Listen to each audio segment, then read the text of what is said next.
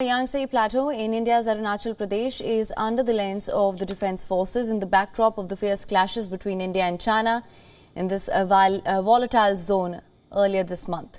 Now, new studies have revealed massive Chinese infrastructure development in the region. 3D model images of the area show major Chinese construction projects along the LAC in the region over the past month. They include multiple defence outposts to a key access road within a few meters of the LAC. The infrastructure allows swift deployment of troops. The model shows China has upgraded several key access dirt roads. A newly sealed road leads to Tangwu, new village, to within 150 meters of the LAC ridgeline.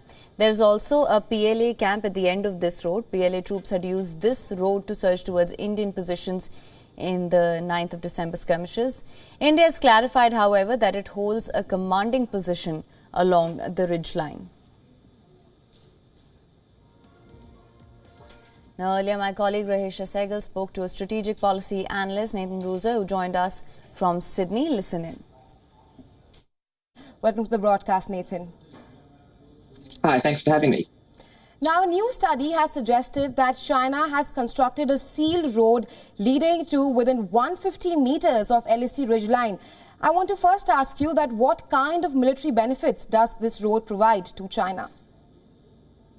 Essentially, the military benefits that it provides what we saw in place on December 9th when the clashes occurred, in that basically this road allows China to get forces very quickly to areas of the LAC that they previously didn't have access to and that were previously overwatched by Indian positions. And while that might still be the case with this road, it means that they can get there quicker and get there far more easily than they could before.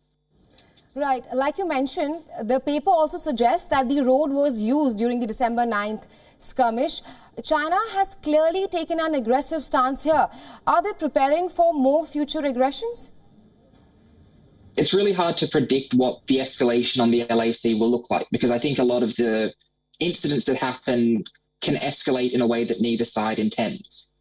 When it comes to this latest clash on December 9th, from what it appears to us, it appears as though this was an attempt to normalize Chinese presence along the LAC and very close to the LAC. So whereas previously them being so close to the border would have been a contentious issue, by having this clash and then pulling back to this new position right on the border, they can present this as a de-escalation rather than an escalation and a change of the status quo. Right. Now, India strongly guards Arunachal Pradesh, especially the Tawang sector. What, in your opinion, should India's strategy be to counter this? It's difficult because India is sort of stuck in this escalation trap where if they take more action, they will be seen as the aggressive one. But if they do nothing, then they sort of put themselves in a worse strategic position. So I think the Indian strategy of increased surveillance, increased readiness on the border, be able to counter these aggressive moves by China as quickly and as peacefully as possible is a good step. But I also think there needs to be larger effort within India and within the region to make these incidents more part of a broader idea of the strategic nature of the clashes on the border. They're not just a dispute between India and China, and they're not something that can sort of be swept under the rug in many cases. They should be sort of regional partners of India in the region should be paying attention to these and should be politically and diplomatically responding to them as well as India. Right, now one last question to you before I let you go. Do you think demarcation of a permanent border can help avoid such confusions and skirmishes in future?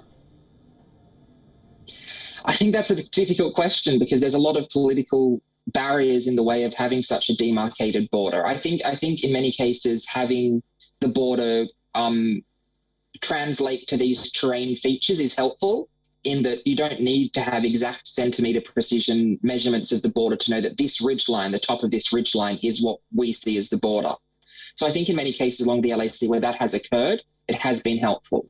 And in many cases, such as the Galwan clash, what was difficult was it was very hard to know where that border was because it wasn't aligned to the terrain.